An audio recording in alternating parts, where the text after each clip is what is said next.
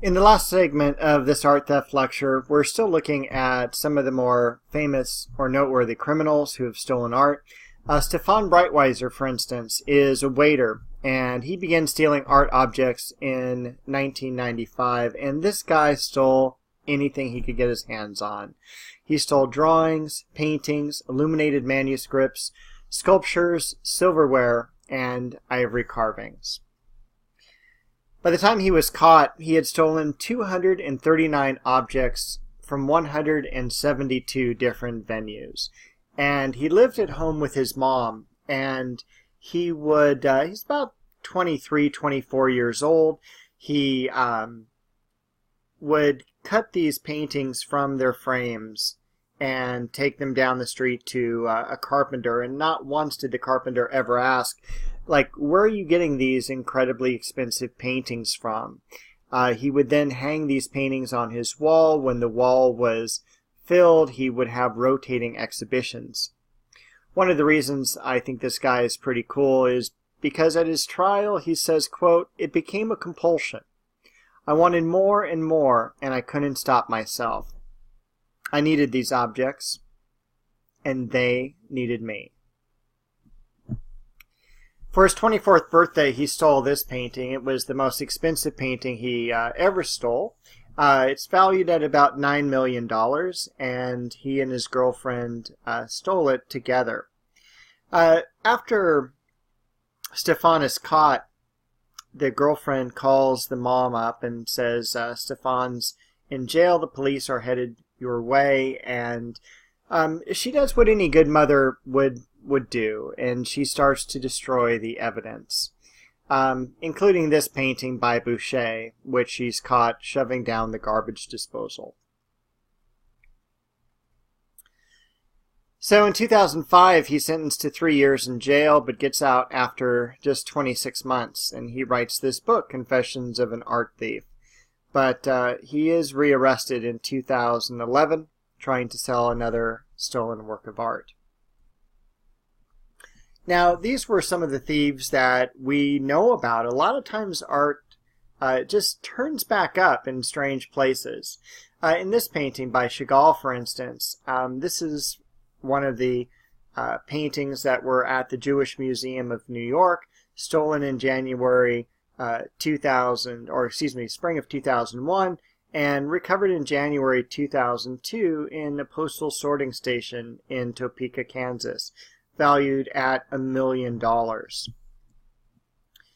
This version of The Scream by Munch is stolen in February of '94. It's also stolen the same day as the opening Winter Olympics in Oslo, Norway. So everyone's kind of at the Olympic ceremonies and no one's really watching the National Gallery, and this painting gets stolen. The thieves kind enough to leave a note in its place saying, quote, "Thanks for the poor security." 9 months later, this painting is recovered, and luckily no damage had become of it. This is another version of The Scream. In fact, there's 4 versions of this painting altogether. Stolen in 2004, along with Munch's version of the Madonna. The thieves are caught on camera escaping in their black Audi A6 station wagon.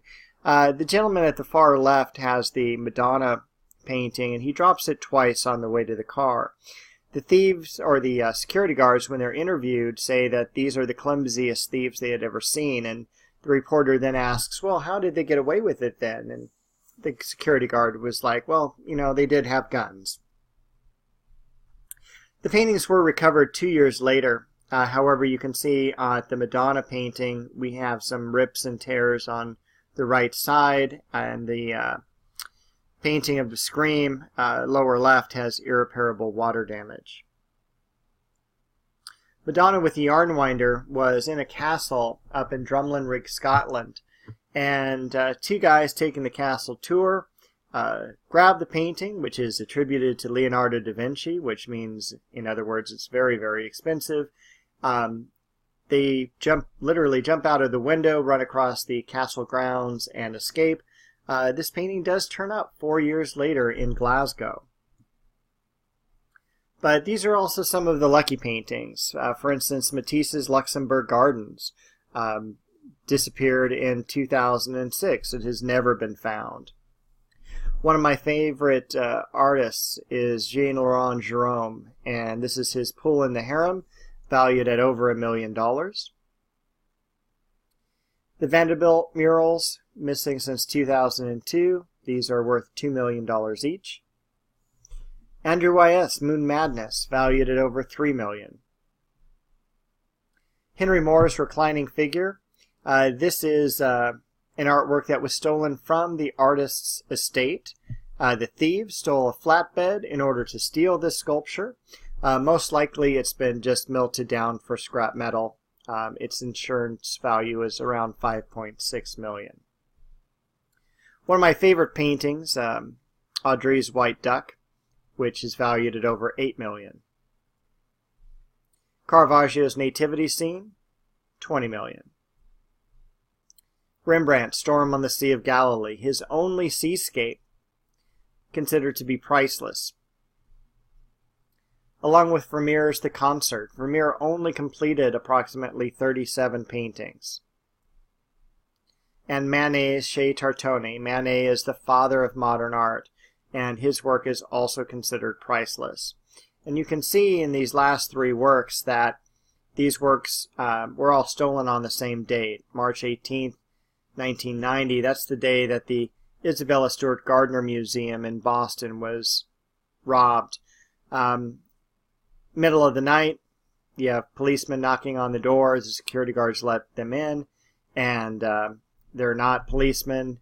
They lock up the security guards in the basement, and for the next 80 minutes they are searching through the museum's collection, and they steal 13 works of art. The paintings are all still missing. Insurance value on them was around $500 million. It is the greatest art theft on the United States soil. So if you see these paintings, you should definitely go and try to get that reward. There are some great books out there that are on the Gardner Museum heist themselves. I've read the book at the left there. It's 13 chapters long, one chapter for each of the artworks that was stolen. The FBI always says that they're close to finding the thieves. However, 27 years later, they're not caught at this point. We've also got some really cool movies that are out. Monuments Men, for instance, came out a couple of years ago. Hollywood's version on what happens to art during World War II, but it is fairly accurate. Probably, I would say, 85 to 90 percentile range. The Rape of Europa is more like 100%. This is based on the book at the right, which came out in the early 90s, I think around 92 or 93, and won all sorts of awards. The documentary itself came out in 2007, and it's very moving. A lot of black and white video from the war, and it talks about the war, it talks about art, and all sorts of things that were happening during that time. So it's a little bit long, it's a little bit dry, but it's got a lot of great facts, and if you're into World War II, it's a great movie to watch. And also recently that came out was this movie, The Woman in Gold, which deals with the portrait of Adele Bloch-Bauer. Again, Hollywood version, about 90% correct, but definitely a good watch as well. So with that, we're going to end the lecture on art theft. I hope you enjoyed it. I know it was one of the longer lectures, but it's really some fascinating material within the lectures. So I'll see you guys next week when we talk about early Christian art.